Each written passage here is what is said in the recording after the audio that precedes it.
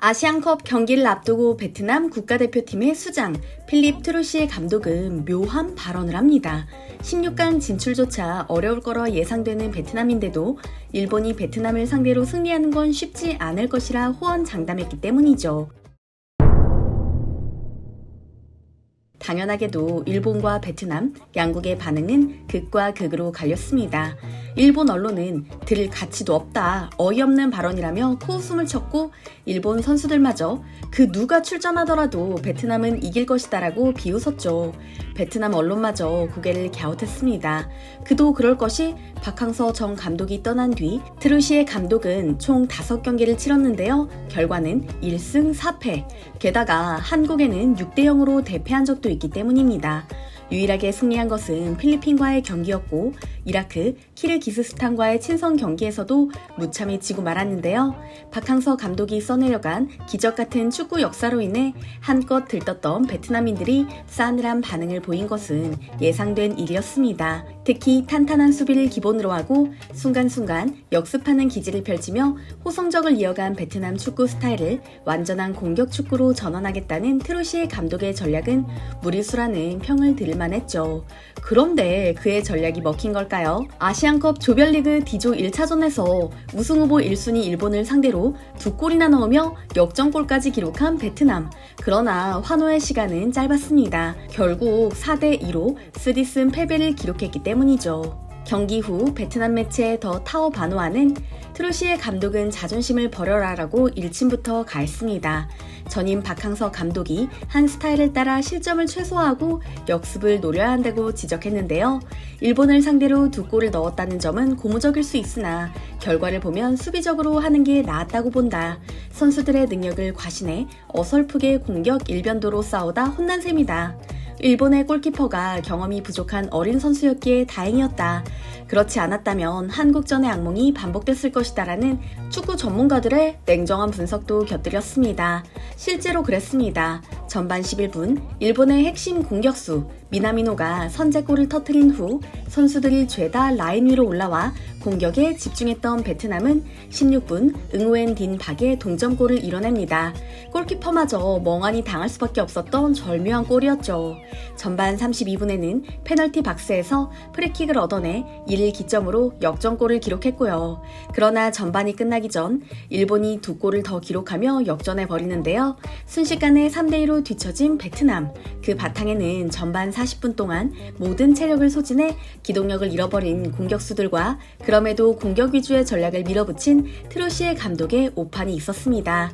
기진맥진한 상태로 하프타임에 들어간 베트남 선수들이 후반 내내 별다른 활약을 하지 못하고 결국 4대2로 패배했기 때문이죠. 트루시의 감독의 전략은 가능성이 있는 걸까요? 아니면 무리수인 걸까요? 경기 관련 기사에 달린 베트남 현지 축구 팬들의 반응을 이어서 전해드립니다.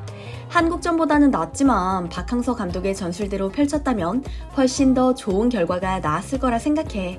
베트남이 앞서던 전반 33분까지만 경기를 보고 TV를 껐어. 2022년까지만 해도 베트남은 중국을 상대로 승리하고 일본에는 무승부를 거뒀어. 다들 기억하지? 한국에는 무참히 지고 마는 베트남이지만 일본에는 유독 강한 모습을 보였는데 이번 경기는 솔직히 답답했어. 일본 팀을 잘 아는 트루시에가 워낙 자신만만하게 말해서 기대했는데 말이야. 박항서 감독님이 다시 오면 좋겠어. 선수들이 박항서 스타일을 기억하고 중간중간 적용하는 모습이 보였어. 내 눈에는 트루시의 전술이 통했다기보다 박항서 매직이 이어지고 있는 것처럼 느껴져. 한국과 일본의 실점한 기록만 봐도 10골이잖아. 제발 쓸데없는 욕심을 버리고 수비 축구로 전환하라고. 박항서 감독 시절 우리는 일본과 경기하는 걸 두려워하지 않았다고. 자신이 만든 영적 작품이 파괴되는 걸 지켜보는 박항서 감독의 기분은 얼마나 처참할까? 박항서 선생님을 잃은 건 베트남 축구의 가장 불행한 일과 같은 발언마저 나오는 상황인데요. 일본을 상대로 2골을 기록했다며 축제 분위기일 줄 알았는데 베트남 축구 팬들은 의외로 냉정한 분석을 하는 중입니다. 박항서 감독 감독을 그리워하는 모습도 여전하고요. 실제로 90분 내내 공격 축구를 구사하려면 기본적으로 선수들의 수준이 비슷해야 하며 체력이 강해야 하죠. 핵심 스트라이커도 필수입니다. 그러나 베트남은 쓸만한 스트라이커나 공격 전술이 없는 상황에서 선수 숫자로만 밀어붙였기에 지난 10월 이후로 줄줄이 패하고 있는 것인데요. 피파 랭킹이 비슷한 중국의 2대0, 우즈베키스탄에 2대0으로 진 것은 물론이고 안정적이고 끈끈한 수비를 펼친다는 기존 평가마저 사라지는 중입니다. 그런데 이런 베트남마저 부러워하는 나라가 있습니다. 바로 중국입니다. 이전에 베트남이 중국을 상대로 3대1로 역전승을 거뒀을 때 중국인들이 분노해 거실 TV를 때려부순 영상이 전 세계에 퍼졌었죠. 그만큼 베트남을 아래로 깔보던 중국이 태도를 바꾼 건데요. 일본을 상대로 2골을 넣은 베트남과 피파 랭킹 100위권인 타지키스탄과 0대0 무승부를 거둔 중국을 비교하며 한탄하고 있는 겁니다. 일례로 중국의 선웨이 기자는 자신의 웨이보에 베트남이 비록 패하긴 했지만 중국 축구와 비교하면 좋은 활약을 했다고 생각한다. 아시아 최강을 꿈꾸며 막대한 투자를 해온 중국은 왜 이렇게 하지 못하나라며 아쉬움을 토로했습니다.